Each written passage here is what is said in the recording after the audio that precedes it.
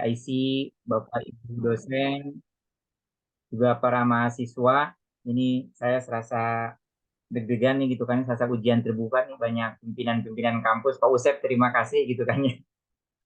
Pada kesempatan pagi hari ini, kalau boleh diizinkan untuk share layarnya, masih belum bisa Pak Usep. Kita akan diskusi sebetulnya bagaimana mengakselerasi prestasi khususnya berkaitan dengan PKM. Karena ternyata PKM tahun ini ada perubahan yang signifikan ya. Dari sisi panduan, juga komposisi timnya. Ada 3 hal nanti yang akan coba saya share. Yang pertama adalah tahapan-tahapan di PKM, titik kritis-kritisnya sebelah mana. Kemudian juga nanti akan masuk kita ke jenis-jenis PKM. Kemudian bagaimana sebuah pengajuan ide atau proposal yang biasanya itu tertolak. Dan terakhir poin-poin apa yang patut dititik beratkan untuk sesi pertama atau saya menyebutnya seleksi pertama sebelum PKP 2. Boleh saya share screen, ini masih belum bisa Pak Usep? Ya, silakan Pak.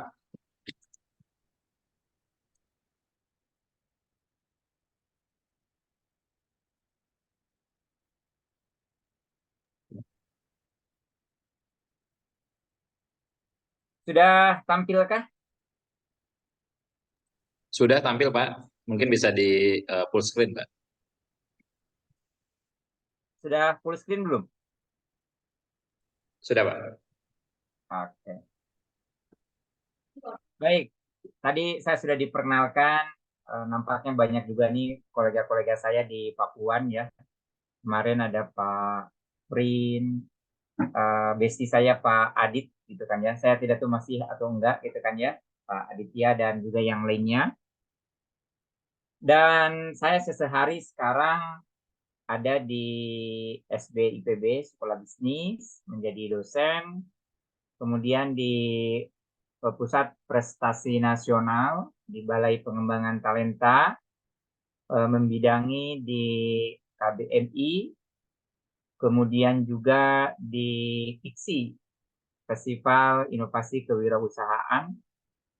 Jadi Bapak Ibu kalau main ke BPTI atau di pusat prestasi, beragam, Juknis sudah di launching, tidak launching, dan pada tahun saat ini memang kompetensi-kompetensi berbasis kampus Merdeka sangat banyak.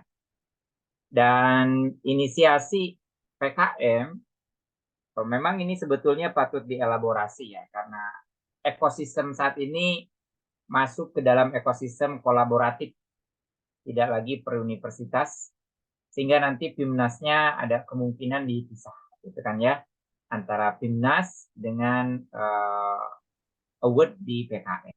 Tapi itu belum ketok palu. Teman-teman, Bapak Ibu masih bisa mempersiapkan sebagaimana juknis yang sudah disebarluaskan, masih ada beberapa waktu. Walaupun dari sisi waktu tidak seperti biasanya. Biasanya itu kita menjerang di Desember untuk di Timnas, tapi saat ini akan ditarik diperkirakan di bulan Oktober gitu kan di Surabaya nanti.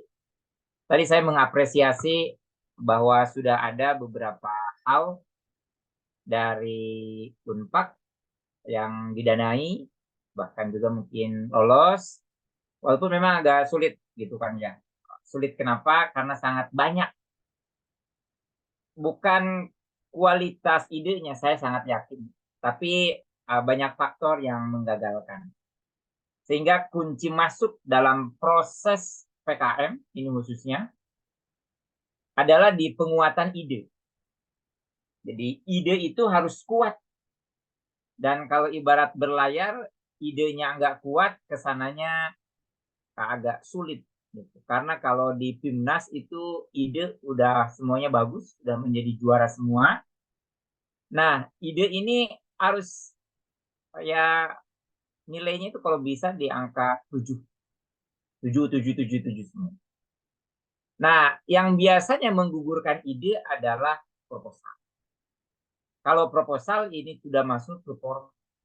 Nah, seperti apa perjalanannya? Ini secara umumnya, izin saya memaparkan. Kunci utama dalam proses kenapa kita bisa mendulang prestasi menuju PIMNAS adalah di penguatan ide, kemudian penguatan proposal, pelaksanaan, dan nanti presentasi di PKP2, lalu penguatan persiapan di PIMNAS. Kalau ada jenis kompetisi yang melelahkan, maka PKM adalah jenis kompetisi yang paling melelahkan. Saya hampir 5 tahun di PKM, pernah sampai tidak mengirimkan delegasi, hanya sampai di seleksi pendanaan juga nggak lolos.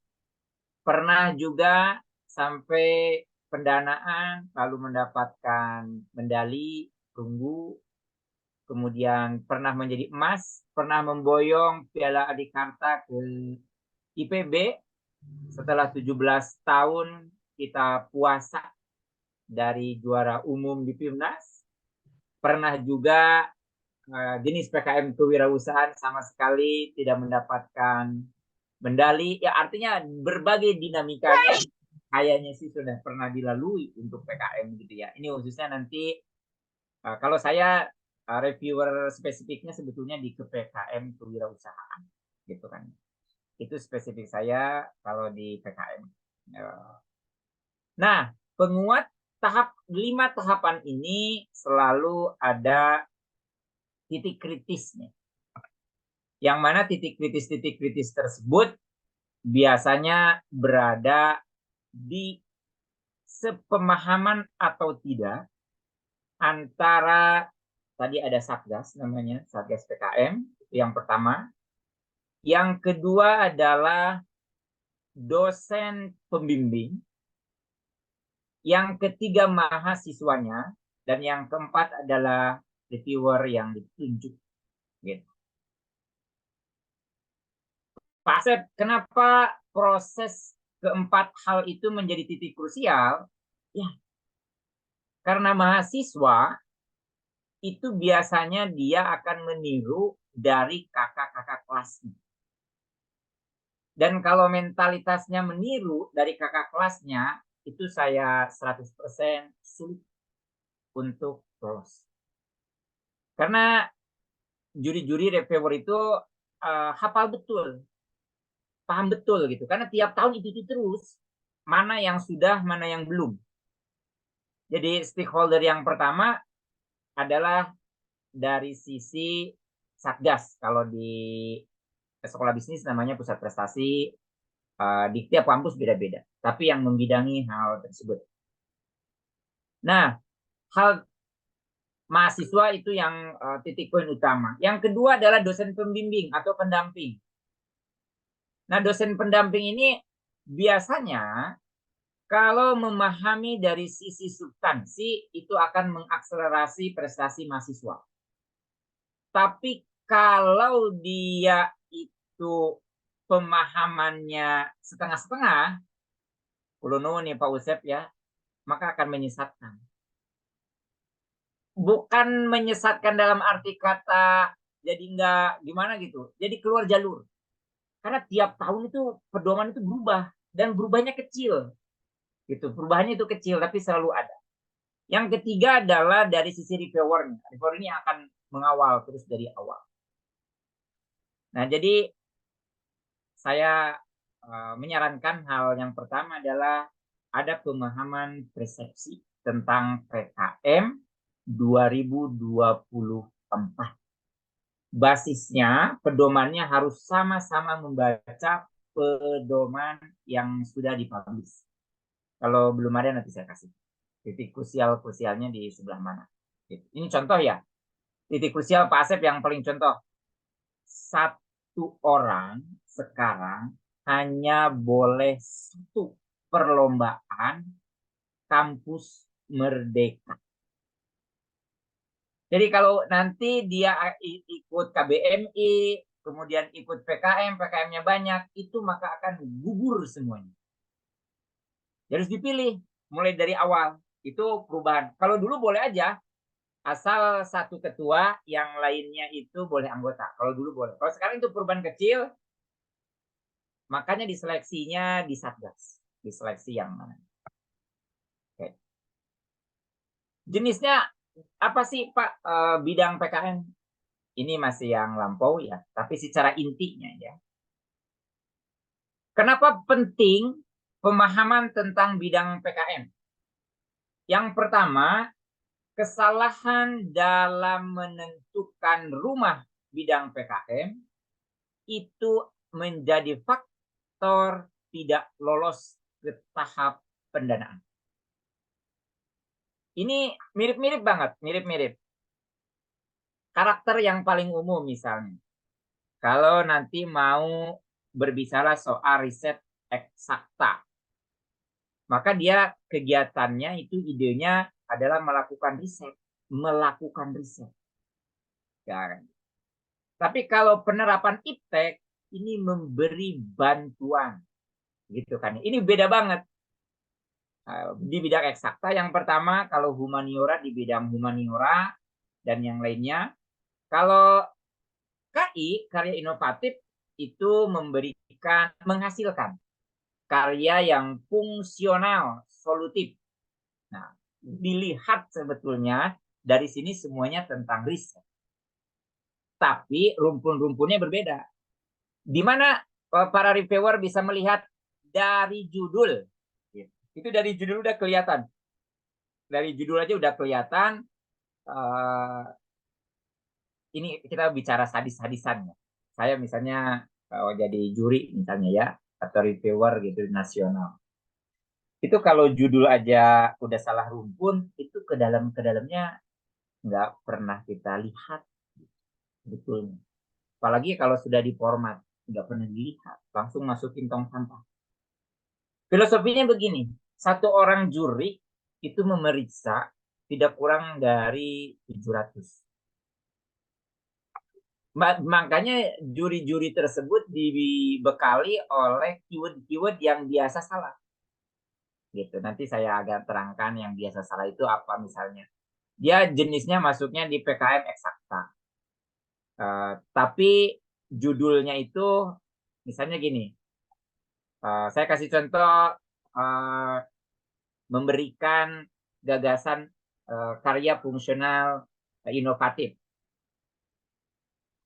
Dulu ada namanya clean sheet. Nah, ini gagasan inovatif. Membantu membersihkan segala hal rumah perkantoran. Clean sheet. Misalnya inovasi masa kini dalam kebersihan kantor dan rumah. Tapi dia masuknya itu di riset eksakta. Udah pasti itu dicoret. Itu kira-kira kenapa kita harus mampu membedakan jenis di bidang-bidang PKN. Nah, ini yang bidang yang sifatnya kewirausahaan. Ini banyak banget yang sifatnya kewirausahaan basis. Ada karya cipta, ada kewirausahaan sendiri, ada pengabdian masyarakat, dan ada video gagasan konstruktif atau FGK. Kalau kita melihat membuat sesuatu, tapi hanya sampai dengan membuat sesuatu ujungnya nanti prototype, itu masuknya di karya cipta. Tapi kalau membuat sesuatu, bisa dibuat, bisa banyak, dijual, ada transaksinya, maka itu di kewirausahaan. Kalau pengabdian masyarakat, itu harus ada mitra.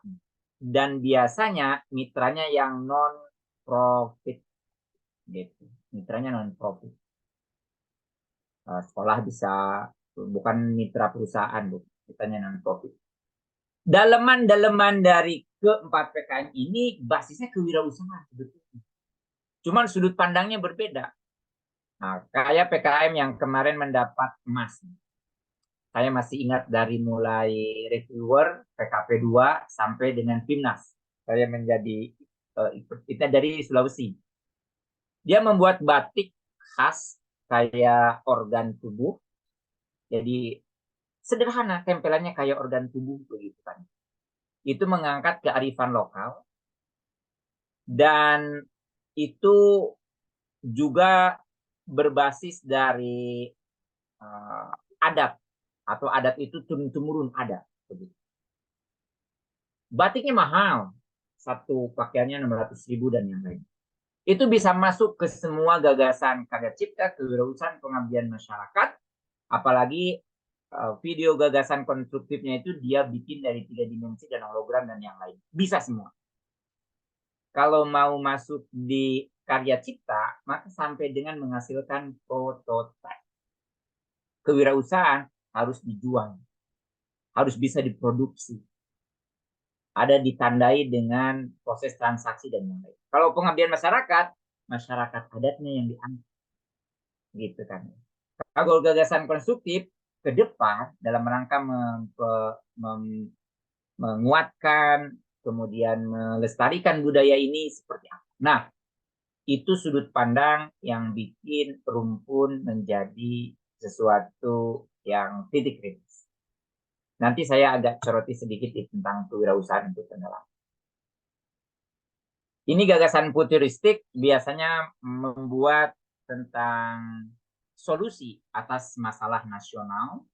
Nah, masalah nasional itu kalau dulu ada pandemi, kemudian ada stunting, ada lagi ya gizi buruk, kemudian ada lagi kearifan lokal yang lainnya, yang masalahnya itu bukan dari mahasiswa menyimpulkan, bukan juga dari hasil pendapat orang, tapi masalahnya itu harus keluar dari mitra.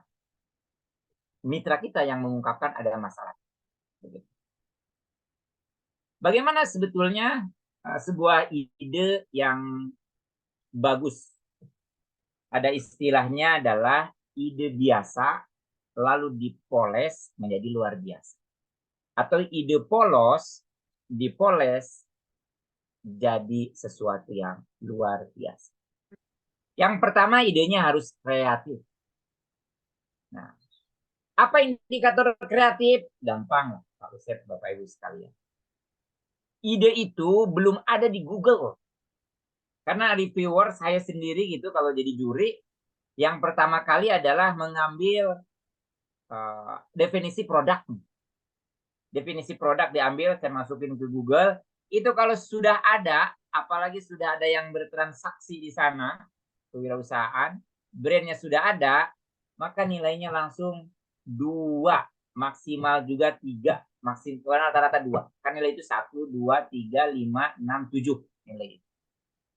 Kalau nilainya sudah ada yang 3 ke bawah, maka dipastikan itu nggak kanon. Udah, ini baru dari sisi ide aja. Jadi nanti Bapak Ibu bisa mengecek. Misal begini. Daun kelor itu memiliki khasiat yang luar biasa untuk A, B, C, D, F, G. Membuat tepung dari daun kelor. Itu kalau sudah ada, itu pasti cocok. Nah, yang kemarin jadi dapat emas adalah misalnya dia dry bath. Dry bath itu sederhana. Dia mandi, umumnya orang mandi itu pakai air. Tapi ini orang mandi tidak menggunakan air. Cukup di spray aja. Fungsi mandinya ada. Itu banyak pasarnya. Itu emas. Itu luar biasa. Gitu kan ya. Itu mendapatkan emas. Dan banyak ide-ide yang lainnya yang kreatif. Tapi ingat, Bapak Ibu sekalian, kreatif itu harus realistis. Jadi nggak ngawang-ngawang. Kalau mau ngawang-ngawang, idenya kreatif, tapi nggak realistis, agak sulit juga. Pak Asep, apa sebetulnya yang menjadikan indikator sebuah ide menjadi realistis? Basis risetnya ada. Jadi di basis jurnal, basis penelitian, kalau PKM-nya kewirausahaan, maka di dalam proposal diharapkan ada kalimat atau ada proses akan melakukan riset di laboratorium. Udah pasti itu digagal. Karena karakter PKM kewirausahaan itu dia mengambil hasil riset orang. Ya orang itu apakah dirinya pernah melakukan riset atau jurnal mana yang diambil. Dikolaborasikan dengan berbagai jurnal lainnya.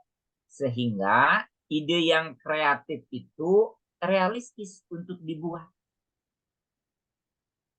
Makanya nanti dalam proses ujiannya idenya udah kreatif. Ini realistisnya untuk dibuat. Nah, kemarin itu ya ada yang bagus. Misalnya membuat pembersih gigi, pasta gigi gitu, itu tanpa harus ada airnya, kemudian juga lotion untuk kulit, berbahan baku dari kulit udang atau yang lainnya. Nah, itu bisa dibuat enggak? Bisa katanya gitu. Oke, kalau bisa. Baru setelah bisa dibuat, unik enggak dengan komparasi yang lain. Gitu. Jadi kreatif dulu, ada atau enggak. Setelah itu realistis, bisa dibuat. Bisa dibuat itu gini, kalau ada mencampur, misal membuat makanan kepiting. Berbahannya dari ikan yang kecil-kecil, ikan apa namanya itu, campurkan dengan bahan apa, dengan bahan apa. Itu campuran-campuran itu mendestruksi atau enggak. Jurnalnya harus buat riset. Kewirausahaan jangan sampai ada kalimat melakukan riset, melakukan pengujian di lab, melakukan penelitian di laboratorium. Bahasanya juga membuatnya itu di rumah produksi. Baru nanti idenya unik. Unik ini dengan mana? Komparasi produk sejenis lainnya. Nah, saya sangat yakin lah di Fakultas Ekonomi ini dan Manajemen pasti ada tools untuk mengkomparasi. Ya minimalnya komparasi itu raw material, harga, rasa, keunikan atau apa.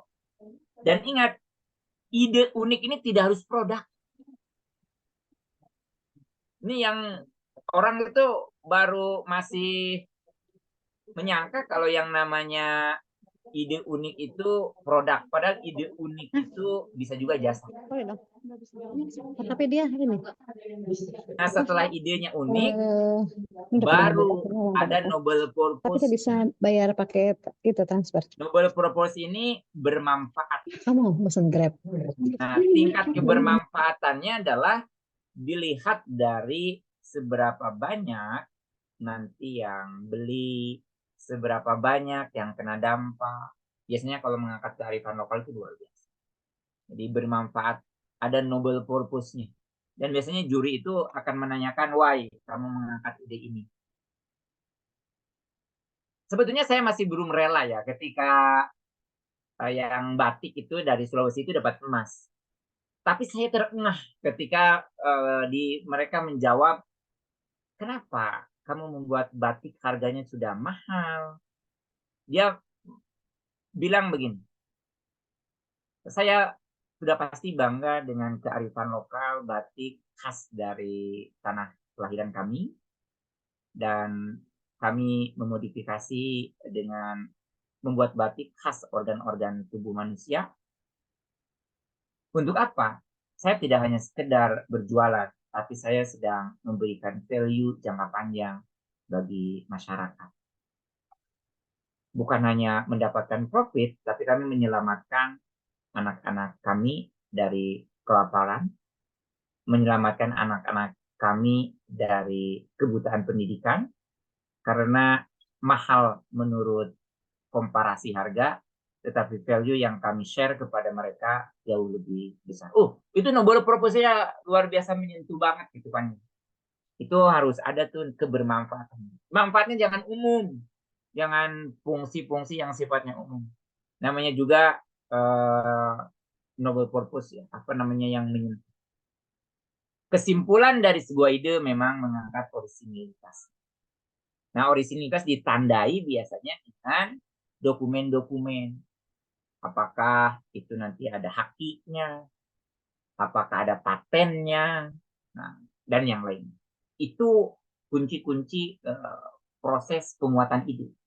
Begitu. Kalau sudah ada yang menghakikan, mematenkan, udahlah ganti. Kalau ini masih belum ada, ini kesempatan untuk mematenkan atau membuat haki atau sejenisnya gitu ya, ya boleh-boleh saja. Itu artinya potensi orisinilnya masih ada. Gitu. Nah, jadi pastikan dalam proses ide saat ini, mumpung sedang ditulis, satu, tidak terjadi pengulangan. Baik itu pengulangan ide-ide dari judul-judul proposal yang masuk ke PKP2 atau ke PINAS, gitu kan ya, ataupun pengulangan ide yang sudah dipublikasikan, sudah umum, begitu. Ngeceknya gampang lah, pasti Satgas punya judul-judul yang lolos di PKP2. Kalau nggak di Google, di YouTube juga mereka yang PKP2 itu kan dipublish ya. Judul-judulnya dan yang lainnya. Poster-posternya, jangan sampai terjadi pengulangan. Kemudian yang kedua, ide itu menonjolkan kebaruan. Anak bimbing saya itu ada namanya From You. Tagline-nya itu From You. Tagline-nya sangat singkat sekali. Ini dijadikan skripsi bahkan. Inovasi donasi masa kini. Memindahkan dari jalanan ke jalan yang benar. Jadi dulu tuh ada donasi di jalan, dilempar. Ini benar-benar ke jalan yang benar itu ya ada platformnya namanya From You. Nah itu dia. Jadi ada sesuatu kebaruan yang ditonjolkan. Ide itu. Enggak umum. Tadi kebermanfaatan sudah. Dan memberikan clue ide terbaik di bidang ilmu masing-masing. Ini powernya di sebelah mana? Apakah di raw materialnya? Apakah di prosesnya? Apakah di produk akhirnya? Itu kata itu harus muncul. Gitu. Pak, kalau di produk, ya kayak tadi misalnya dry bath, itu produk. Fungsinya enggak terlalu kreatif, tapi dia produknya yang kreatif. Akhir gitu. Pak, kalau di proses, nah proses yang kreatif itu ada misalnya. Bikin dulu ya, ini bikin keripik. Nah, bikin keripik nangka, tapi bikin keripik buah. Itu kan prosesnya itu kreatif tuh dia. Di bawah satu atmosfer, cara menggorengnya, suhunya tidak lebih dari 70 derajat, pakai tekanan, jenis penggorengannya juga beda. Itu namanya rekayasa proses bisnis. Prosesnya yang kreatif. Produknya biasa, raw materialnya biasa. Atau juga dari sisi tadi dari produk, dari sisi proses, atau dari bahan baku. Nah, bahan baku biasanya ditandai dengan fungsi. Nah, banyak nih daun kelor fungsinya buat apa, itu kan ya, fungsinya yang dikedepankan. Bengkoang fungsinya buat apa, kemudian cengkeh, essential oil yang lainnya fungsinya buat apa. Itu yang ditonjolkan. Jangan juga menonjolkan semuanya. Dengan banyak yang ditonjolkan, berarti sebetulnya tidak ada yang sedang ditonjol. Oke, kita lanjut dulu ya. Kemudian juga memastikan ide itu sesuai dengan bidang PKM. Please. Nah, jadi harus sesuai banget nih dengan bidang PKM. Dulu ada yang masuk ke, ini sudah publish ya. Jaket yang penghangat jaket untuk mengatasi hipotermia. Ini masuknya di bidang PKM kewirausahaan. Saya bilang waktu itu, kalau kamu ingin juara jangan di kewirausahaan, tapi masuk ke KC. Gitu. Kenapa? Udah sampai prototipe aja, tapi yang keren prototipenya. Bagus tuh. Gitu. Kemudian memastikan ide realistis. Nah, realistis ini jangan sampai kita melakukan sesuatu karena PKM ini didanai, tapi pas dibuatnya sulit. Pasti memang pernah banyak sekali. Apalagi yang basisnya kukisan begitu. Makanan bayi, bubur bayi dan segala macam. Beras-beras pengganti beras analog. Kemudian makanan untuk Ransum, TNI, bencana yang lainnya banyak. Itu tujuannya mulia, raw materialnya ada fungsinya, tapi pas dibuat itu bikin cookies aja getas gitu. Getas itu telas, apa telas itu ya? Keras, alot gitu. Dia coba lagi sampai dia frustasi. Jadi please harus bisa dibuat kalau kewirausahaan. Bisa dijual juga ide tersebut kan.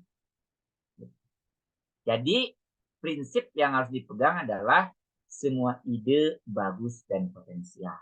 Cuman kita cara menguatkan yang harus benar-benar kita memiliki kemampuan dalam proses penguatan yang tadi saya ungkapkan. Monggo ya ini kalau sambil apa namanya kalau ada yang ingin didiskusikan boleh-boleh saja ya sambil jalan juga nggak apa-apa. Ini pokoknya kalau di luar bidang kewirausahaan saya sekilas-sekilas aja ya supaya bisa membedakan. Pak, kalau PKM Riset Eksakta itu kan kegiatannya menemukan informasi, fakta, data dalam bidang eksakta. Ya apa aja sih klasternya? Harus ada pengklasteran sebagai ruang lingkup. Kalau enggak, nanti sulit ketika dicap di PKP 2. Apakah klasternya kesehatan, MIPA, agro, teknik. Nah, klaster ini membantu kita dalam rumpun pencarian. Pencarian apa? Penelitian-penelitian terdahulunya.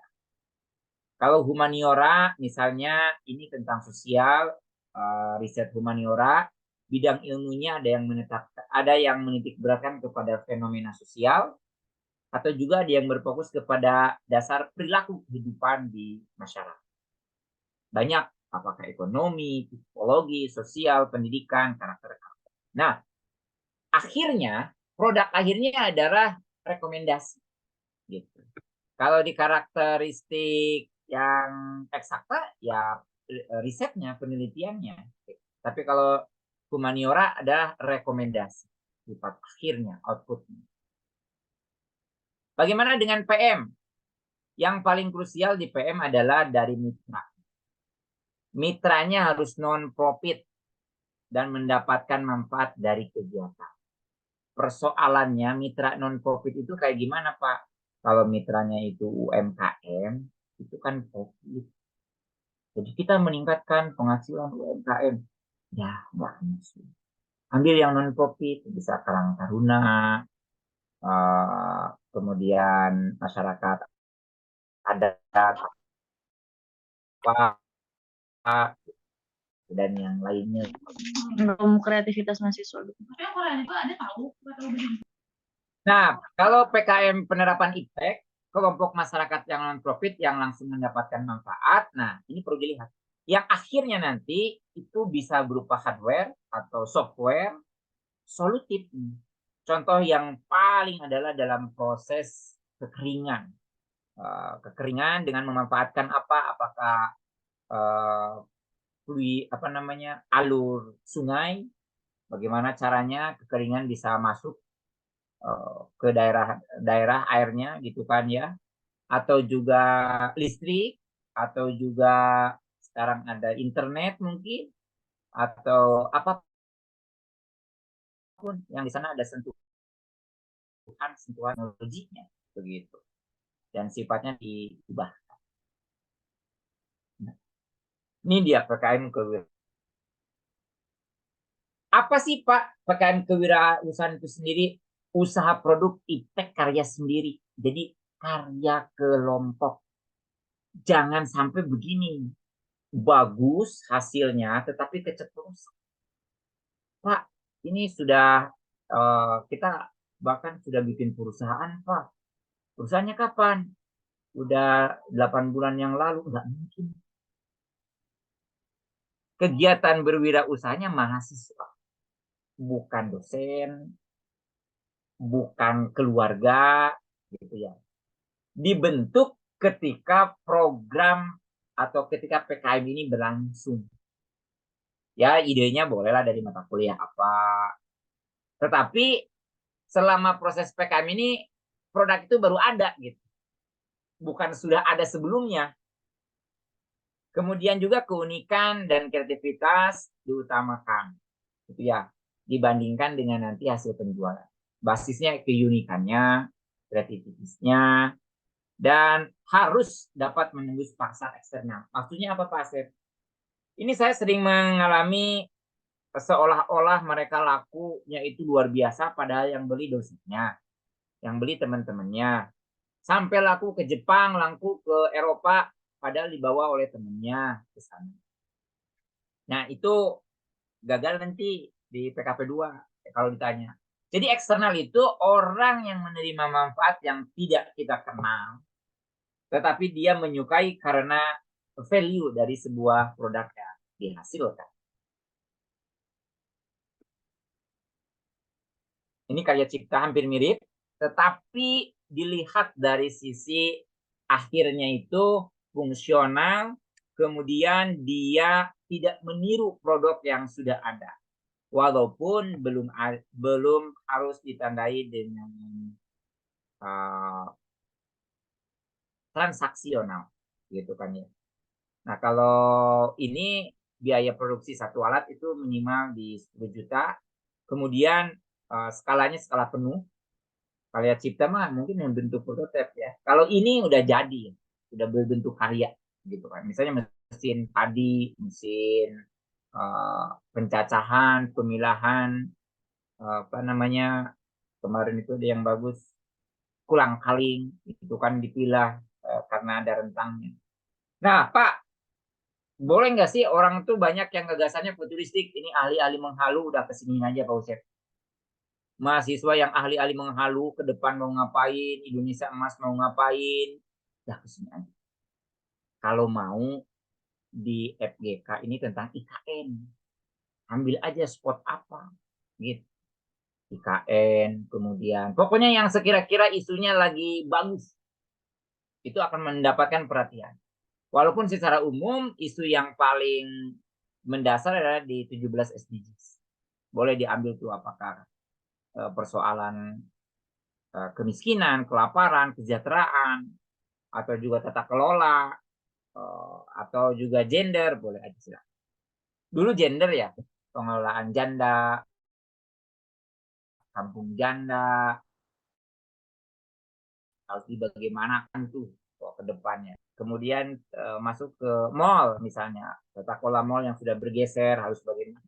Biasanya gagasan futuristik ini solusi keprihatinan nasional. Ada korupsi, bencana alam, tata kelola, dan yang lain. Ini jenis-jenisnya yang bisa di luarannya ini hanya video aja.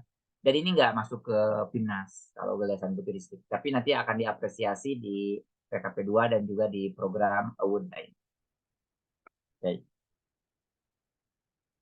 Sekarang kita masuk di tadi penguatan ide, sekarang di penguatan proposal.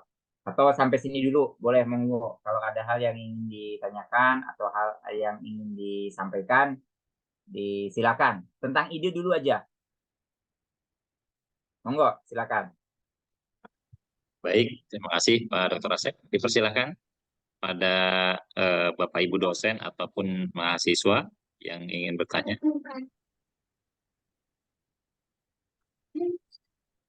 Perihal terkait dengan ide ya Pak, ya, ide ataupun Ya, juga hal yang ide atau disampaikan tadi. rumpun PKM. Nah, Ya, kita tinggal masuk ke penguatan proposal.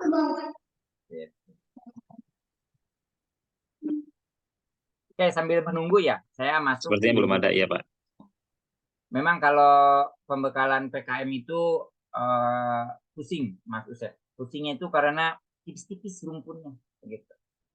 Nah, ini saya ingin coba share kepada Bapak Ibu apa sebetulnya yang menjadi proses-proses kegagalan atau proses-proses yang harus menjadi pusat perhatian.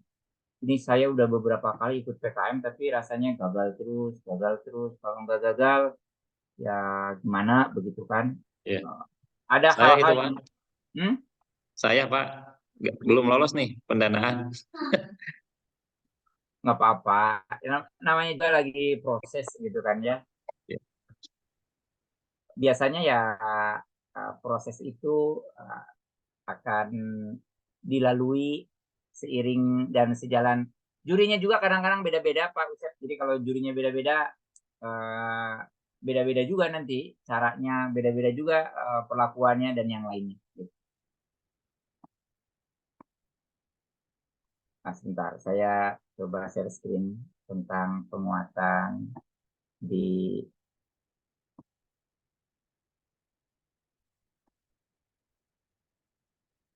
titik-titik kritisnya. Oh, belum saya buka. Tahun kemarin, tahun ini udah terkumpul berapa ide? Pak Usep yang rencana akan masuk ke tahapan proposal. Ya, untuk ini kan masih tahap ini Pak, sosialisasi.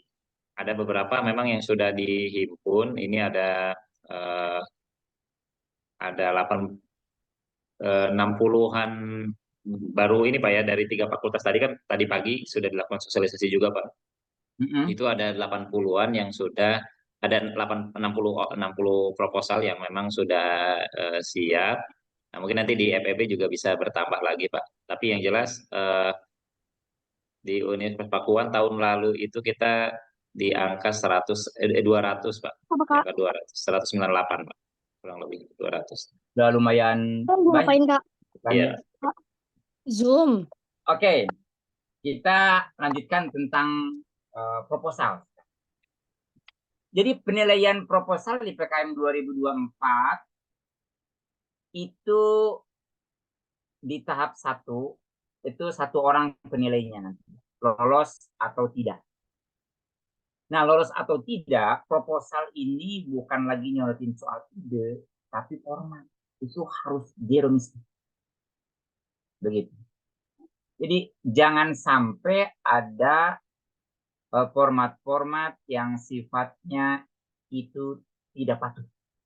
Karena PKM ini bukan soal kreativitasnya saja, tapi soal kepatuhan. Dilihatnya jadi format. Begitu. Jadi yang pertama nanti proposal itu lolos atau tidak. Kemudian nanti dilihat lagi secara substansi, dan yang ini tahap 2. Baru kita akan tetapkan proposal yang didanai. Setelah itu dilakukan pelaksanaan PKM-nya, programnya, begitu. Lalu presentasi di PKP 2, lolos atau tidak. Kalau lolos, nanti akan masuk ke pelaksanaan PIMNAS. Ini kira-kira tahapannya. Nah, Pak Asep, coba apa sih sebetulnya yang kesalahan umum dalam proses proposal? 1, proposal itu kalau dalam pedoman dimulainya dari daftar isi, jangan nambah-nambahin cover. Jadi kalau tiba-tiba ada proposal yang ditambahin cover, itu 1000% kesananya nggak akan dilihat lagi, akan langsung dikasih nilai 1. Nggak layak. Kemudian penomoran halaman harus begitu detail. Penomoran halaman itu ada yang di awalnya itu di bawah, tetapi ketika masuk bab isi, masuk ke kanan atas. Ada yang pakai huruf Romawi, ada yang pakai huruf Arab atau huruf kita biasa. Begitu. Kemudian di halaman inti ini tidak lebih dari 10 lembar. Tentu dengan melihat proporsional 10 lembar itu. Contoh ya, ini kalau saya meriksa pengalaman. Dari 10 lembar itu ternyata pendahuluan itu dia ada 7 lembar. Yang lainnya 1 lembar, 1 lembar, 1 lembar. Itu udah pasti nggak akan lolos. Karena nggak proporsional. Itu kita belum lihat isi loh. Masa pendahuluannya 7 lembar, udah pasti tuh metodenya nggak akan komprehensif. Itu udah rumus umum tuh para penilai. Jadi kalau halaman inti itu ada 10, maka dibagi tuh. Ada pendahuluan berapa lembar, metodenya juga berapa lembar, anggaran berapa lembar, nah gitu. Kemudian spasi. Itu baik seluruh atau sebagian tidak 1,15. Kan ada gini ya, spasi itu kita ini kayaknya kurang estetik nih. Kita tambahin deh jadi 1,5. Jangan. Patuh aja, patuh dengan pedoman. Ini saya contohkan. Huruf di dalam tabel nih, yang kebanyakan sering terjadi karena tabelnya kita capture misalnya dari Excel, atau kita tabelnya di capture dari manapun begitu ya, itu hurufnya itu enggak Times Roman, ada Calibri, ada Arial, gitu. Kemudian penulisan judul bab salah. Nah ini banyak sekali, harus sesuai. Lampiran tidak lengkap. Pak Asep, lampiran itu harus bagaimana? Ikuti. Jadi lampiran itu dari yang dianjurkan terlebih dahulu. Misalnya lampiran 1 tentang biodata atau tentang apa. Itu dulu. Kalau ada lampiran-lampiran yang mau dilampirkan, itu nanti setelah lampiran yang wajib. Dan urutannya harus sama. Yang terakhir bidang PKM dalam biodata mahasiswa atau dosen itu salah. Jadi karena dosennya keren-keren, pendampingnya, jadi semua pengalaman dia dimasukkan. Sampai lupa hal substansi yang dibimbingnya itu tidak begitu menonjol. Contoh gini, kalau nanti akan membimbing PKM-nya adalah PKM kewirausahaan, baik mahasiswanya ataupun dosennya, biodatanya yang berkaitan dengan kewirausahaan. Gitu. Kalau nanti PKM-nya adalah pengabdian masyarakat yang beririsan dengan pengabdian masyarakat. Pasnya memang ada yang jauh ya? Ada. Dia PKM-nya kewirausahaan. Mahasiswanya misalnya dari sastra gitu. Ketuanya lagi, nah itu agak berat. Jadi ketua PKM itu merepresentasikan dari jenis PKM yang dipilih. Nah, kemudian dalam tahun anggaran, dalam surat pernyataan ketua salah. Ingat ya, tahun anggaran itu mengikuti dari tahun anggarannya pedoman. Kita tahun anggarannya bukan 2022, 2023, bukan. Bukan 2023, 2024, bukan. Atau 2024, 2025, bukan, itu salah. Udah pasti itu dicoret. Gitu. 2020. Nanti di pedoman itu ada. Kegiatan ini dibiayai oleh anggaran. Nah, anggaran apa tuh di situ? Gitu. Tanggal dalam biodata sebelum tertanggal tahun sebelumnya. Ini banyak. Biodata itu kadang-kadang kita lupa ganti. Masukin aja, ternyata biodatanya itu pada untuk PKM yang sebelumnya juga. Kelengkapan proposal lupa ditandatangani, ini banyak yang terjadi. Saya itu kalau lagi jadi reviewer atau jadi juri, kalau menemukan kesalahan ini lupa ditandatangani, biasanya nggak diperiksa yang lainnya. Udah, masukin aja tong sampah. Kejam banget Pak Asep. Ya karena kita bukan meriksa 10-20, ratusan gitu. Gitu kira-kira. Kemudian jumlah anggaran pada tabel biaya, justifikasi anggaran, dan yang diisikan di Sibel Mawar tidak sama. Jadi konsisten, harus pinter-pinter nih. Kemudian daftar pustaka tidak di-repair dalam tulisan dan sebaliknya.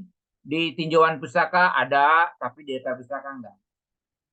Gitu. Kemudian kelompok mitra PKM dan PI salah. Ingat kalau pengabdian masyarakat dan PI itu mitranya memang harus ada. Dan jangan sampai mitranya tidak menyanggupi. Biasanya disertai dengan kesanggupan. Kemudian yang selanjutnya adalah substansi proposal. Kalau tadi teknis. Satu, temanya atau topiknya berulang. Kreativitas tidak menonjol. Kebaruan sama sekali tidak dilihat. Keunikan juga tidak menonjol. Lalu gimana caranya Pak Asep? Gini caranya. Kalau sedang menarasikan dalam bentuk proposal, jangan pelit mengatakan tema yang diambil ini orisinil, belum pernah ada. Itu ada kata seperti itu. Jadi mata juri nggak membaca kemana-mana, udah dibantu. Begitu.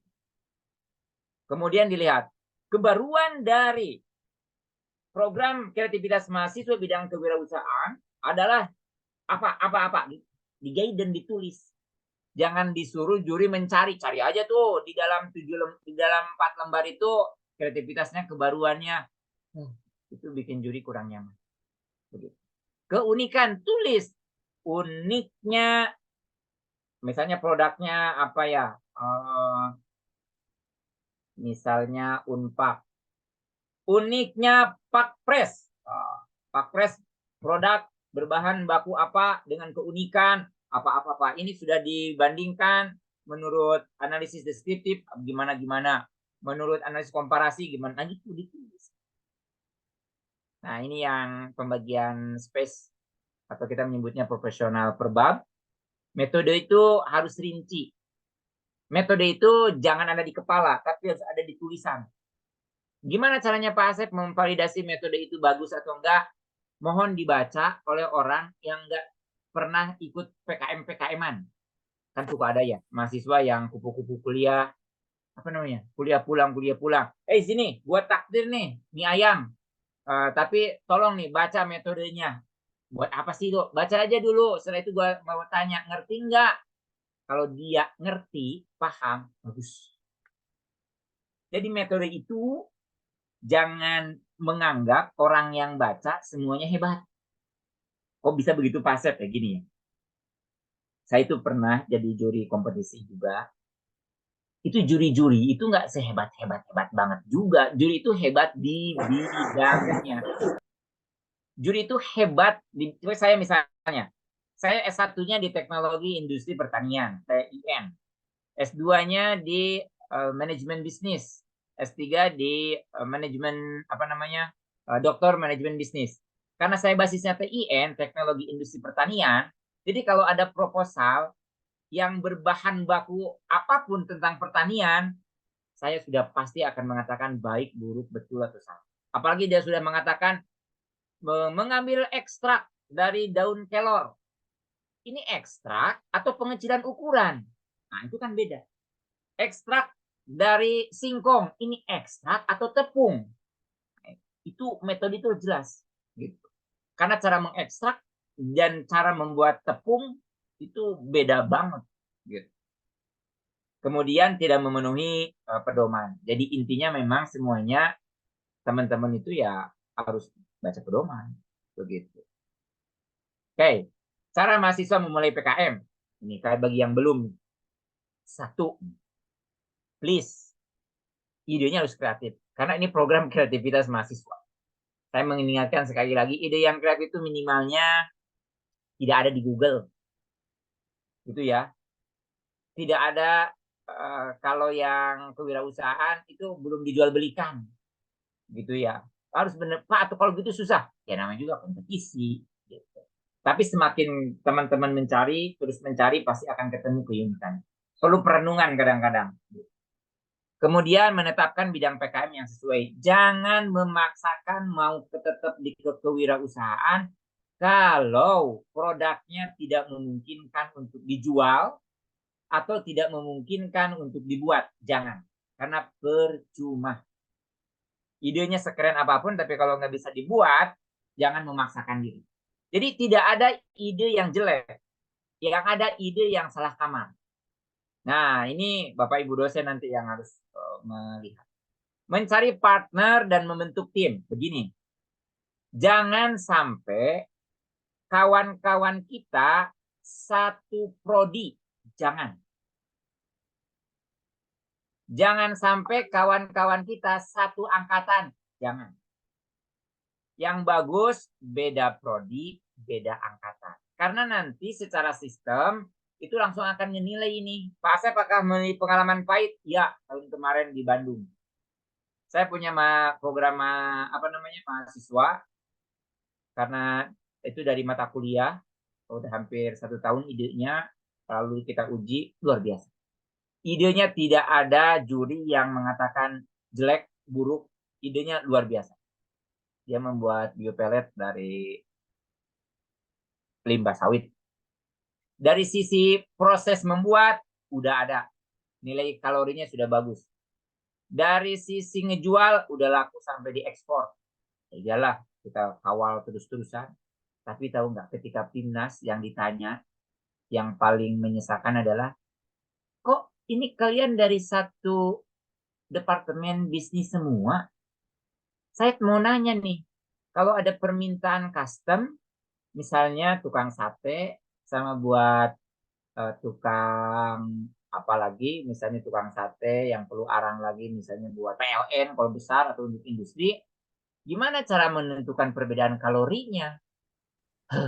Langsung ngeheng. Kenapa? Itulah pentingnya membangun partner dan membentuk tim. Jangan homogen. Jangan.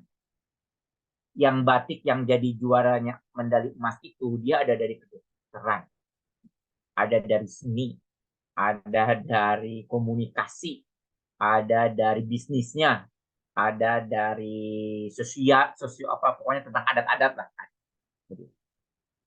Nah, kemudian juga mencari dosen pendamping yang sesuai. Please. Jangan yang diikut sertakan dalam proses penyamaan persepsi pedoman itu jangan hanya mahasiswa. Dosen itu penting sekali. Karena mahasiswa akan konsultasinya ke dosen. Kalau dosennya belum update, ya mahasiswanya nanti akan berkecenderungan akan tersesat. Begitu. Saya kasih bonus nih khusus untuk Unpad, bocoran sedikit tentang proses bagaimana penilaiannya. Ya, Pak, gimana sih sebetulnya kalau dalam penilaian itu kira-kira? Ini sudah tampil nggak? Mas Yosef udah tampil? Sudah, Pak. Sudah tampil. Contoh, yang pertama bobot yang harus paling besar, karena ini di Fakultas Ekonomi ya atau kewirausahaan, adalah gagasan ini dan keunggulan produk. Kalau mau lolos didanai, nilai itu minimal 6 dan 7. Minimal. Jangan sampai ada angka 3, 2, apalagi 1. Apa indikatornya? Gagasan produk itu unik dan berbasis riset ilmiah yang kuat. Manfaat mengatasi permasalahan nasional. Kalimat ini harus ada. Uniknya itu apa? Hasil riset yang sebelumnya itu ada enggak? Gitu. Baru 7. Misalnya teman-teman sudah pernah melakukan riset gitu ya. Apakah itu di mata kuliah apa? Dan itu dipublikasikan. Nah, ini pentingnya kenapa publikasi itu penting. Jangan dosen-dosen itu kalau ngasih tugas, jangan oke kalian tugas ya, kumpulkan ke dosen. Ya bagus sih, cuman jadi apa gitu.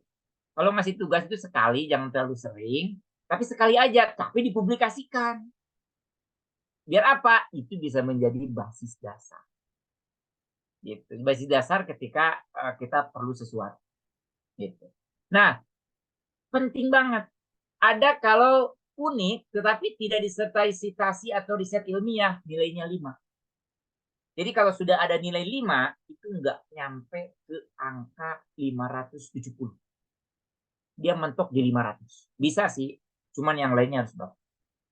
Apalagi kalau nilainya 3, itu tidak unik, tidak memiliki ilmiah, tidak unik, tidak ilmiah, bahkan tidak jelas. Jadi gagasan itu wajib unik, ada manfaatnya, dan juga mengatasi permasalahan sosial. Akan lebih bagus kalau riset ilmiahnya itu hasil sendiri, itu lebih keren. Gitu. Riset dari anggota kelompoknya. Nah, kenapa mesti hasil dari anggota kelompoknya? Itulah pentingnya multidisiplin dalam anggota kelompok. Gitu. Itu menambah nilai poin. Baik itu berbasis raw material, berbasis proses, ataupun berbasis output. Yang kedua adalah keunggulan produk. Harus 7, wajibin. Ini tuh wajib. Kalau ada tanda merah ini hukumnya wajib. Produk baru belum ada di pasaran. Peluang pasar diterima oleh pasar besar. Kalau 6, belum dimiliki oleh produk di pasaran, tetapi memang dari sisi produknya sangat unggul, teknologinya ada, dan yang lain. Kalau nilainya 5, produknya unggul, belum dimiliki oleh pasaran, hanya bahan bakunya memang tersedia, teknologi tidak ada. Gitu. Yang ini produknya kurang unggul dari pesaing. Kemudian parameter selanjutnya adalah peluang pasar. Ini bobotnya harus besar. Peluang pasar. baik itu cakupan pasarnya maupun potensi pasar. Nilainya juga ini harus 7. Anak-anak bisnis semua harus mampu menentukan targetnya seluas. Kalimatnya itu jangan gini. Kalau udah di proposal, nanti produk akan dijual di masyarakat sekitar kampus. Udah itu lokal. Nilainya itu langsung 5. Harus berani dong. Target dijual di seluruh nasional atau di seluruh pulau di Indonesia. Bahkan berpeluang juga ke pasar luar negeri. Gitu. Tentu dengan kajian, dengan kenyataan yang prospektif untuk dilakukan. Ya, jangan ngarang juga. Tapi kalau pasarnya nasional, regional, lokal, kampus doang, itu menentukan ini. Sangat menentukan. Kemudian potensi program, ini tentang keberlanjutannya. Baik profitnya, peluangnya, ataupun keberlanjutannya.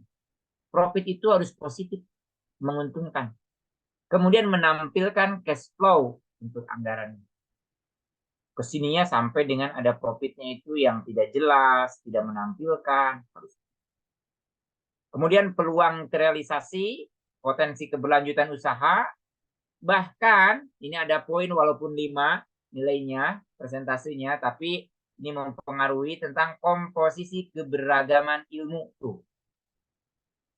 Komposisi tim PKM berasal dari rumpun ilmu yang berbeda, dengan jurusan yang berbeda, dan lintas angkatan. Kalau saja komposisinya itu satu jurusan bayangkan. Nilainya 1. Ini yang bikin kemarin kelompok kita nggak emas.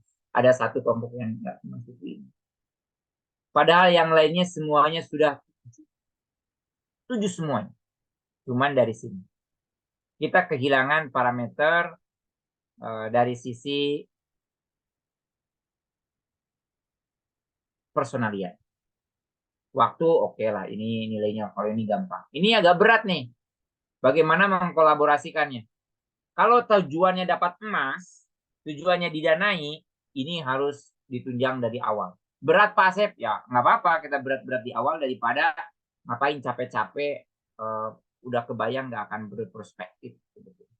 Kemudian menyusun rencana anggaran dengan rinci. Semakin rinci, semakin bagus, profesional, dan yang lain. Bagaimana caranya? Udah, kurasi aja, pakai poin checklist. Unik nggak? Kalau unik, checklist. Kalau nggak unik, ubah lagi. Itu kira-kira Pak Usep yang bisa saya share dari A sampai Z. Kalau nanti saya sedang ada di Bogor, bolehlah nanti saya mampir. Dekat kok saya di apa namanya Pajajaran, dekat Midori di situ. Jadi nanti bisa. Dulu sih saya sering nongkrong di Pakuan, Pak Usep ini. Pernah ngajar apa kewirausahaan atau apa. Boleh nanti kalau ada hal-hal yang bisa saya bantu, senang saya bisa berkolaborasi dengan kampus manapun, karena mindset di Pusat Prestasi Nasional, di Balai Pengembangan Prestasi, kita mengakselerasi semua potensi anak-anak bangsa. Oke, kalau ada yang ingin tanyakan, silakan Pak Usep.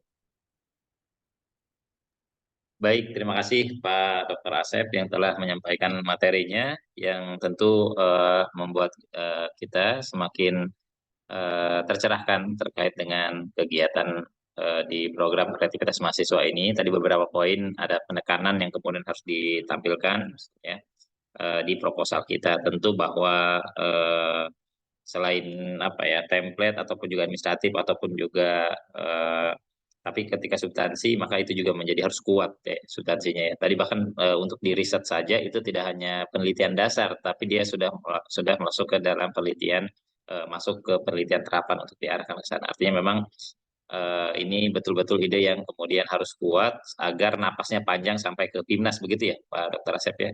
Supaya napasnya panjang kan begitu ya. Karena kalau sudah gagal di tahap awal misalnya seperti administratif tadi ya sudah karena memang jumlahnya yang cukup banyak bahkan sampai kemudian kalau tidak salah angkanya 60 sampai 70 ribu ya gitu ya proposal yang itu diseleksi gitu ya. Baik Bapak Ibu dosen dan juga rekan-rekan mahasiswa dipersilahkan untuk bertanya ataupun menyampaikan pandangan yang lain mungkin terkait dengan program kreativitas mahasiswa, baik secara langsung maupun melalui kolom chat. Dipersilahkan.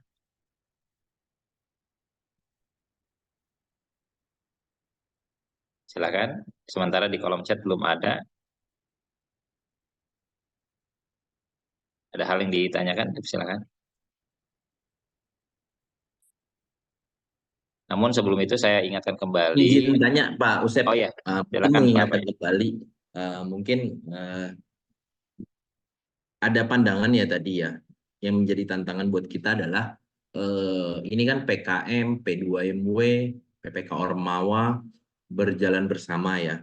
Nah, apakah kalau misalkan mahasiswa yang sudah mengikuti PPK Ormawa, P2MW, terus mereka ingin mencoba PKM itu benar-benar langsung ke detek, maksudnya ke gugur ke semuanya atau PKM-nya saja? Mungkin butuh pencerahan di situ. Yang dikhawatirkan mungkin kan pola mahasiswa itu dia mencoba dari berbagai kegiatan. Nah, dia ikuti ketiganya.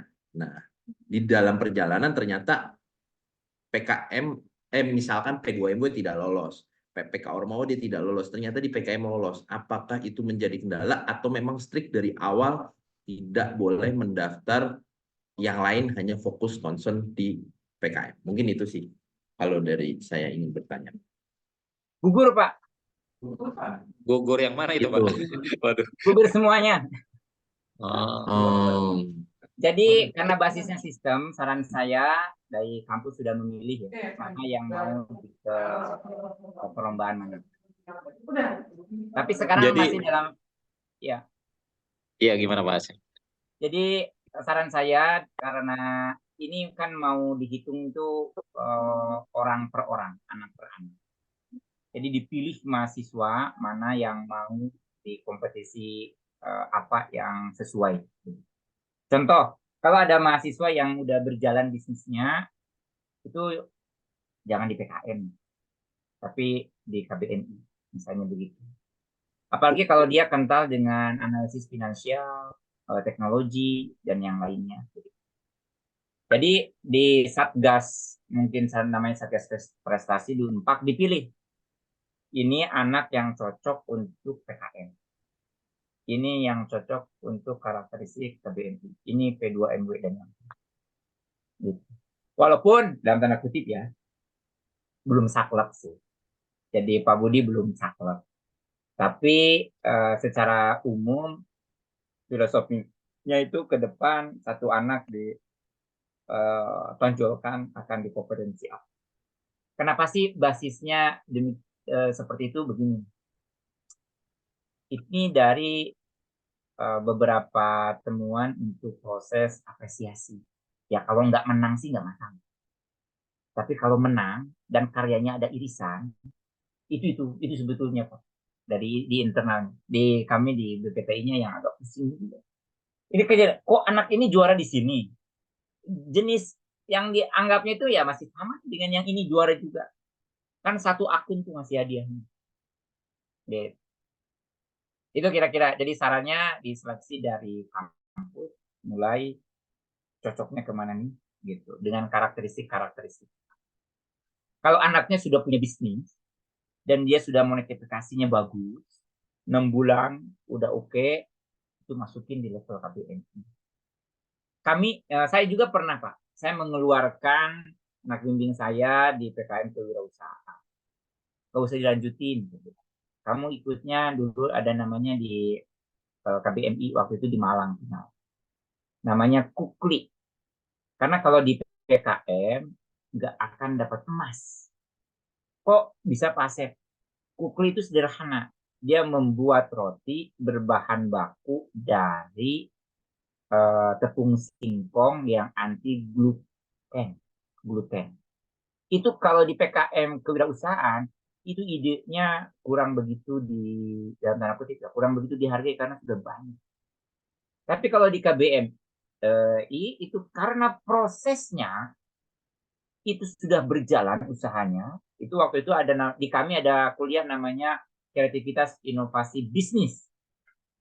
Itu ide semua di situ.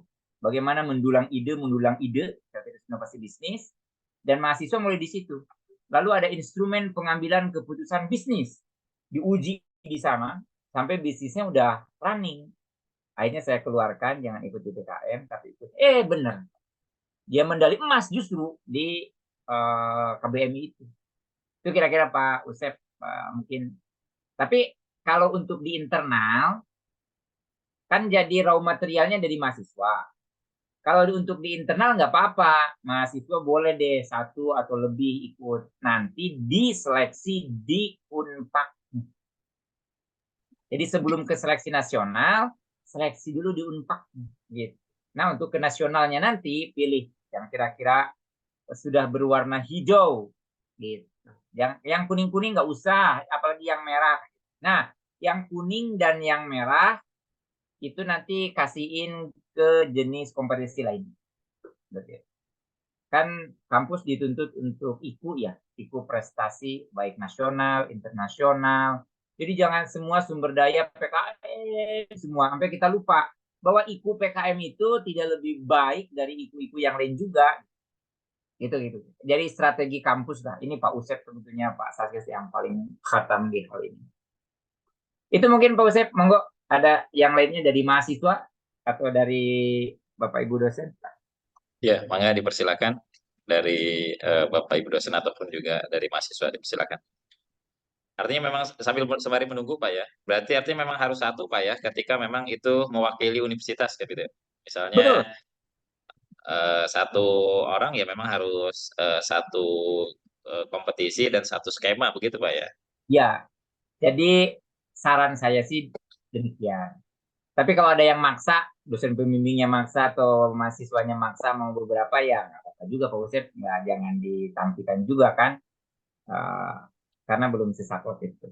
Nah kalau ada kompetisi di kampus itu boleh beberapa karena nanti untuk dipilih. Kalau untuk PKM ini saran dari saya, pilih mahasiswa yang mentalnya itu kuat seperti lari maraton. Karena perlombaannya panjang. Tapi kalau kompetisi yang lainnya itu tidak sepanjang PKM. Begitu. Nah itu dari sisi sumber daya. Ini anaknya ternyata nggak sabar nih, jangan PKM. Karena PKM itu rigid gitu kan ya. Melelahkan. Makanya nanti apresiasi buat dosen, buat mahasiswa juga, Pak Usep itu diperhatikan. Terutama para dosen ya, karena dia akan begitu sangat direpotkan. Kalau tujuannya mendapatkan emas. Karena harus dikawal. Kemudian kampus juga harus support dari sisi kebijakan. Misalnya ada penyetaraan dengan mata kuliah apa. Kemudian udah pasti jam masuk kelasnya akan terganggu. Ini harus dikomunikasikan nih dengan koordinator. Karena PKM itu harus dikarantina. Pak, kan bisa di kampus juga nggak dikarantina. Beda di busnya. Beda. Harus dikarantina. Kalau saya harus bawa rombongan yang sudah proposalnya nanti diterima ke Puncak lah, ke Megamendung, kemana dengan dosen-dosennya. Di situ karantina, poles-poles semua. Itu hasilnya. Kalau hanya di kampus beda. Saya 5 tahun sudah melakukan skenario-skenario seperti itu. Ternyata memanusiakan manusia itu lebih penting daripada kita memeras pemikiran manusia untuk berprestasi. Manjakan aja, manjakan gitu kan ya. Ada games, ada bondingnya, itu luar biasa. Karena sangat melelahkan kalau PKM itu. Tapi itu kompetensi yang paling bergengsi. Kalau Pak Usep ikut nanti di Pimnas, itu auranya beda banget. Betul Pak. Beda sekali. Jadi waktu saya di Malang, itu juga beda banget auranya. Kemudian waktu di Bandung, itu udah kayak apa ya? Saya sampai merinding gitu ya. Udah kayak ini bukan sejenis olimpiade. Ini puncak prestasinya jadi mahasiswa ini di sini. Begitu juga dengan dosen, dengan yang lainnya. Walaupun yang lain juga pada bagus-bagus. Ya. Itu Pak Ustaz. Ya, baik. Terima kasih Pak. Kalau dari Pak Suherman, kita pernah mengundang Pak Suherman tahun lalu Pak. beliau menyampaikan juga hal yang sama. Kalau kita tidak kuat dan tidak panjang napasnya sudah gitu ya, nggak usah ikut aja gitu. Ini juga termasuk yang bergengsi gitu ya. Maksudnya beliau menyampaikan untuk PKM itu nggak main-main begitu ya. Ya, Beda dengan yang PKM ini panjang, melelahkan. Makanya nanti alumni PKM itu bibit-bibit bagus. Tadi ada Satgas PKM. Nah, dari Satgas PKM diturunkan menjadi Pasil. Pasil itu yang diisi oleh senior-senior. Diisi oleh lulusan-lulusan PKM. Gunanya untuk melihat format. Dan dosen itu karakternya ngebosonin kalau suruh lihat format. Nah, Pasil ini akan teliti. Jadi mereka yang dari sisi format itu menjaga. Jadi luar biasa PKM ini. Cuman memang apa ya? Bukan bangga ya. Harunya itu kerasa, harunya itu. Ya.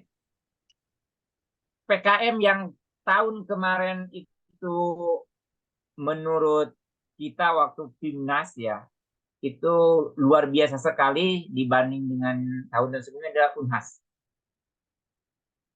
Unhas itu di setiap kategori ada aja juara. Dan saya tidak menyangka Unhas itu mengirimkan pasukan yang luar biasa jiwa korsanya di sana. Itu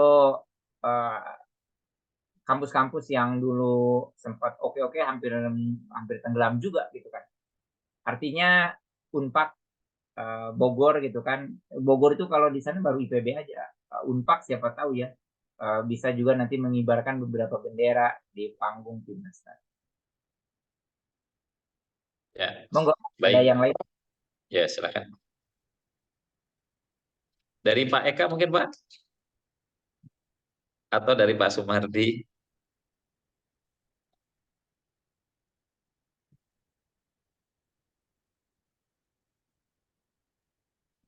Baik, Assalamualaikum.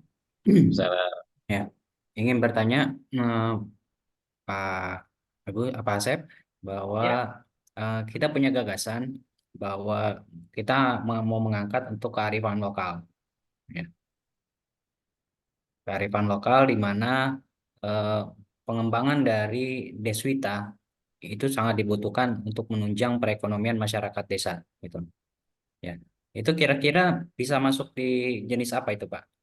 PM, Pak. Pokoknya kalau judulnya itu meningkatkan, memberdayakan, itu udah pasti PM. Gitu kan ya. Jadi kita dari tujuan itu udah terlihat nih. Meningkatkan kesejahteraan masyarakat desa, itu pasti PM.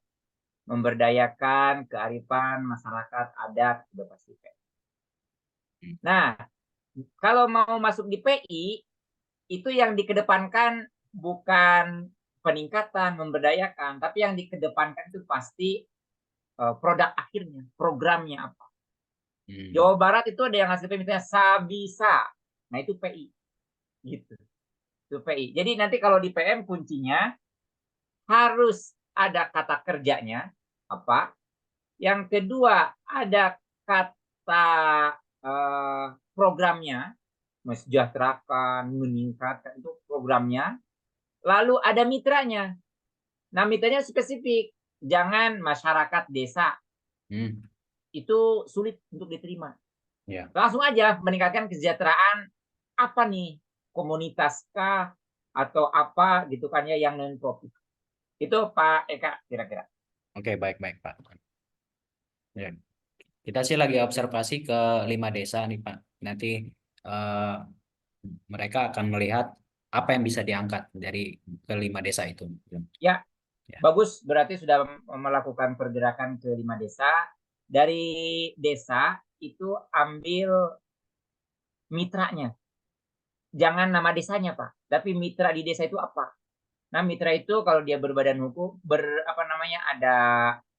ada perkumpulannya, ada aktanya, itu lebih bagus sebetulnya. Karena dia akan punya struktur, ada ketuanya, ada capnya, itu yang diperlukan sebetulnya.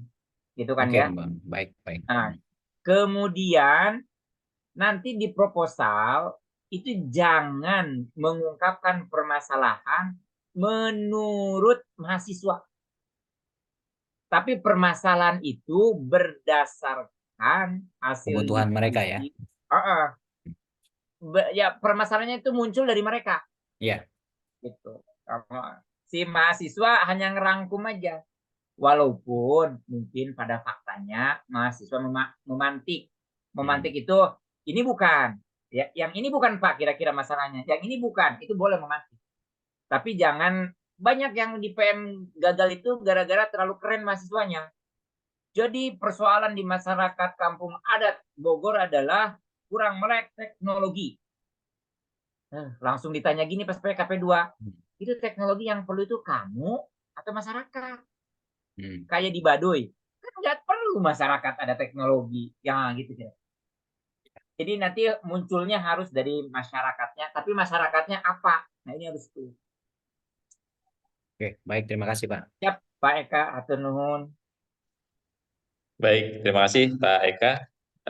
Bapak Ibu, saya rasa waktunya mungkin cukup ya untuk diskusi pada siang hari ini. Mungkin juga minta untuk kepada Dr. Asep untuk kesiapannya nanti kalaupun ada pertanyaan ataupun nanti ke depan ataupun dari Satgas pengelola, dari PKM ataupun dari kami Pak sebagai pengelola untuk nanti bisa bertanya langsung ke Pak Asep, mungkin bisa ya mohon untuk diterima begitu Pak ya.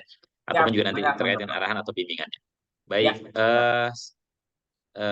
saya persilakan Pak untuk mungkin memberikan closing untuk memberikan semangat lagi gitu, Pak kepada kita. Baik semua. Bapak Ibu para pengelola fakultas, kampus pada umumnya, juga para mahasiswa, memang energi yang digunakan untuk sebuah kompetisi itu luar biasa.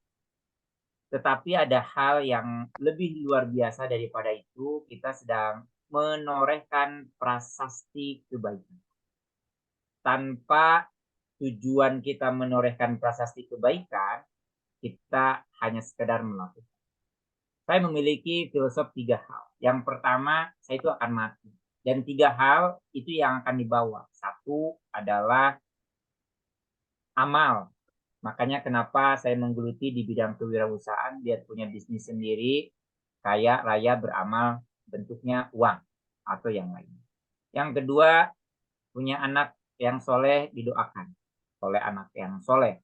Artinya kita membangun network dalam hal ini. Mudah-mudahan mahasiswa yang belum berjodoh, banyak berjodoh nanti di Timnas. Itu udah orang pilihan semua. Terakhir, ilmu yang bermanfaat.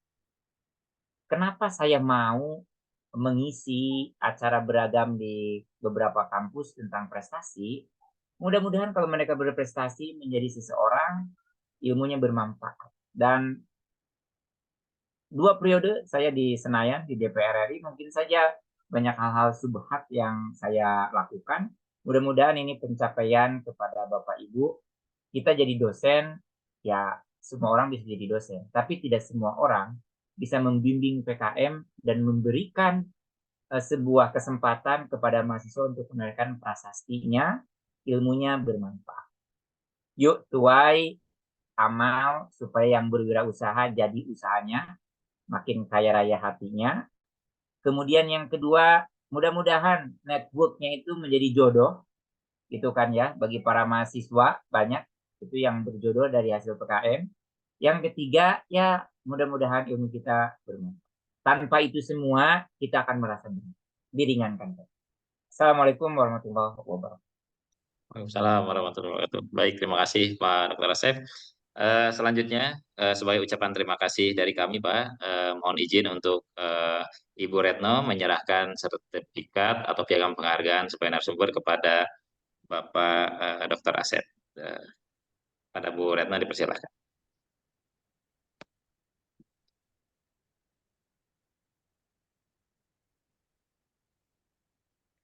Baik, Pak Usep, Pak Dr. Asep Taryana Sujana, STPMM, hatur nuhun, terima kasih banyak atas semua yang sudah Bapak lakukan untuk kami. Mangga ini diterima dan Pak Usep nanti akan mengirimkan soft file-nya ya ke Pak Asep. Yeah. Oh, ini namanya Usep dan Pak Asep nih. Iya, mirip-mirip nih. Hatur nuhun. Terima kasih. Kami nuhun. Mangga Bapak. Mangga Pak Usep. Baik, demikian kegiatan pada hari ini. Terima kasih Pak Asep Trena. Selanjutnya mungkin nanti ada penyampaian dari Satgas mungkin kepada Bapak Ibu semua terkait dengan tahapan di internal Universitas Pakuan. Kepada Bapak Dr. Asep, semisal ada kegiatan lain mungkin bisa undur diri ataupun mohon maaf ini Pak. Tapi yang jelas kami ucapkan terima kasih untuk sharing ilmunya. Baik, terima kasih semuanya. Izin pamit dan semangat selalu. Assalamualaikum warahmatullahi wabarakatuh. Waalaikumsalam warahmatullahi warahmatullahi wabarakatuh. wabarakatuh. Mangga hatur nuhun Bapak Ibu sadayana. Pak Baik. Hari Suryantoro, Pak Eka, Pak Herman, Ya. Pak Usep. Iya Bu. Oh, saya ini mohon izin izin. pamit ya. Pak Iya. Usep, mangga kalau mau melanjutkan lagi. Iya, Mangga Bu. semuanya. Assalamualaikum warahmatullahi wabarakatuh. Assalamualaikum warahmatullahi wabarakatuh. Baik, Bapak Ibu, saya mohon izin mungkin minta waktunya sebentar untuk menyampaikan perihal kegiatan program kreativitas mahasiswa di internal Universitas Pakuan. Tadi sudah disampaikan bahwa terkait dengan program kreativitas mahasiswa untuk skema kewirausahaan, meskipun tadi juga ada penyampaian yang lainnya.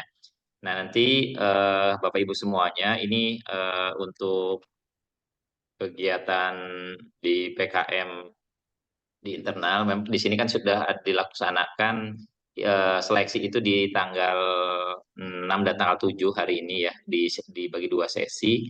Dan ini kurang lebih materi juga bisa diakses di Simbel Mawa, dan Bapak Ibu yang belum memiliki akun Simbel Mawa mungkin nanti bisa langsung membuatkan akun, bisa membuat akun. Namun untuk nanti proses mahasiswa untuk proses uploadnya karena ada batas kuota, maka untuk mahasiswa itu ada kuota, tapi kalau untuk dosen bisa mulai untuk membuat akun.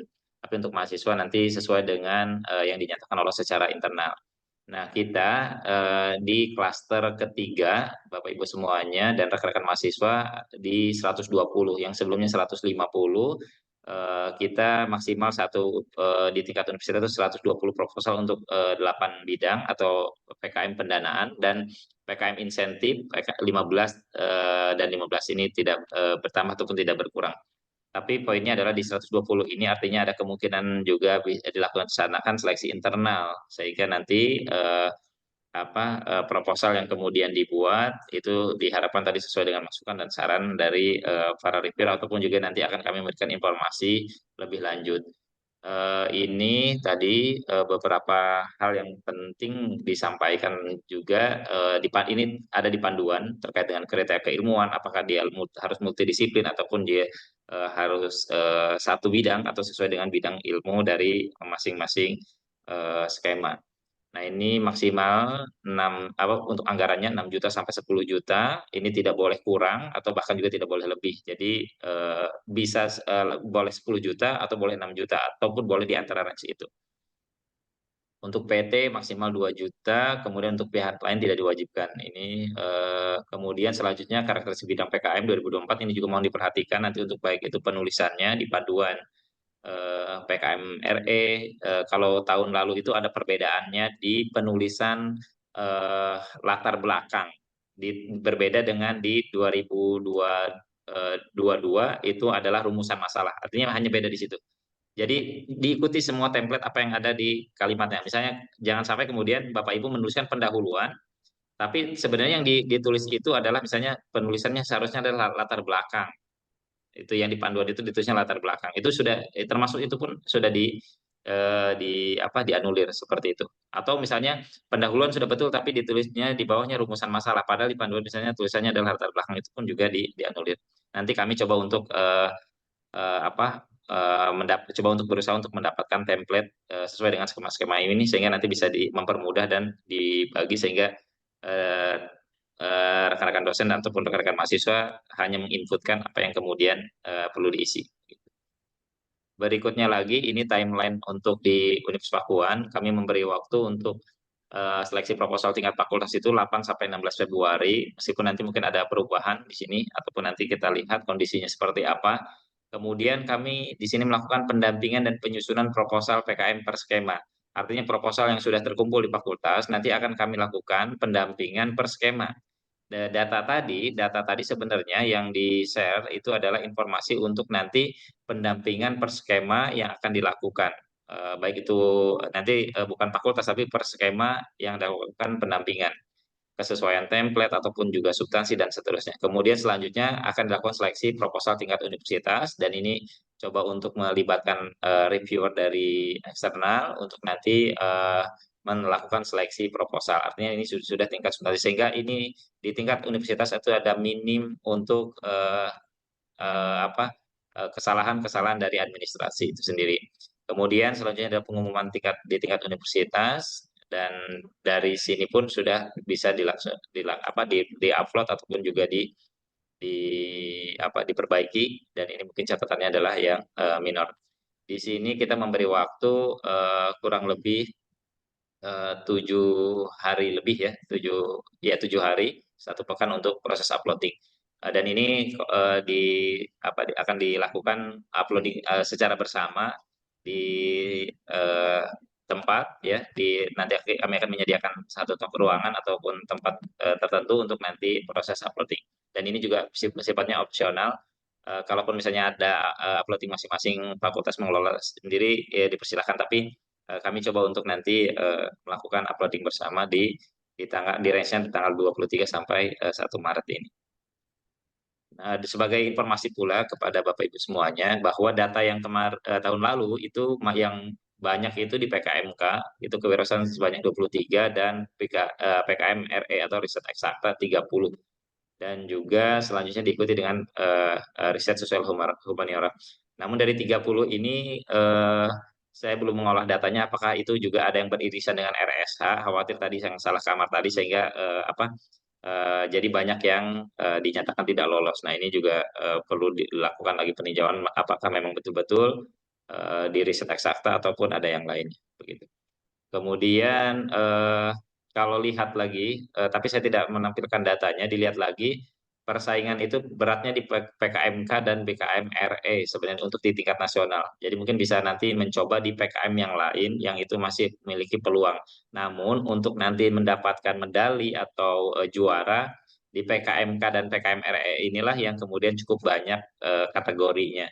Kategorinya sampai ada, kalau yang di skema lain mungkin hanya 1 atau 2, di PKMK atau PKM RE itu sampai 5 kategori. Ada peluang untuk secara nasional itu untuk mendapatkan piala atau juara begitu. Baik, itu yang bisa saya sampaikan mewakili dari tim Satgas. Tentu tadi menyita waktu PKM ini keseriusan, tapi diikuti dengan penuh kegembiraan, dan tentunya kita berjuang untuk bersama-sama. Saya rasa itu Bapak Ibu semuanya. Jika ada yang ditanyakan ataupun didiskusikan, dipersilakan. Atau memiliki saran dan masukan untuk tim pengelola juga dipersilakan.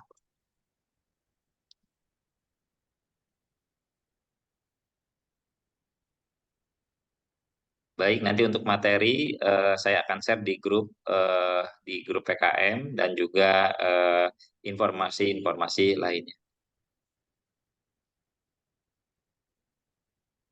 Cukup mungkin ya Bapak Ibu semuanya ya, karena sudah siang juga. Mungkin diingatkan kembali Pak Usep, itu ada di kolom chat, ada grup Oh, iya. grup 1 PKM dan grup 2 PKM, ini apa maksudnya? Oh, jadi iya.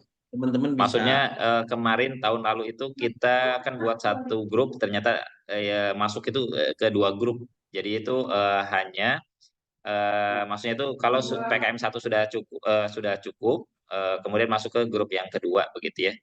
Jadi itu jangan masuk ke dua-duanya, tapi salah satu begitu. Karena tahun lalu itu kita memiliki 2, dan artinya dari belajar dari situ berarti kan ada 2 kemungkinan animonya yang cukup besar untuk di PKM. Begitu. Begitu Pak Bayu, dan mungkin bisa diisi untuk pemetaan dan proses pendampingannya, karena di situ ada pendataan terkait dengan peminatan di skema mana yang akan diikuti begitu. Nuhun Pak Usep.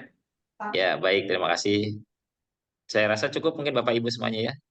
Baik, terima kasih kepada Pak Dekan, Bu Wadek, dan juga Pak Bayu, dan juga Bapak Ibu semuanya yang telah hadir di FEB ini, yang telah memfasilitasi untuk kegiatan ini. Terima kasih untuk semuanya. Mudah-mudahan proposal yang kita upload di tingkat universitas dan juga tingkat di Belmawa itu bisa lolos semuanya untuk pendanaan dan juga nanti bisa lolos untuk menjuarai di Timnas.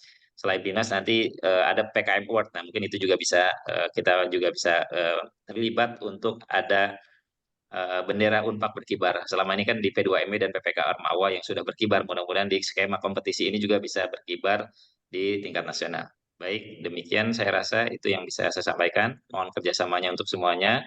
Mohon maaf apabila ada kesalahan dan kekurangan. Bila topik wal hidayah. Wassalamualaikum warahmatullahi wabarakatuh. Waalaikumsalam Waalaikumsalam warahmatullahi wabarakatuh. Terima kasih semuanya. Ya, Izin. terima kasih Pak Usep. Makasih.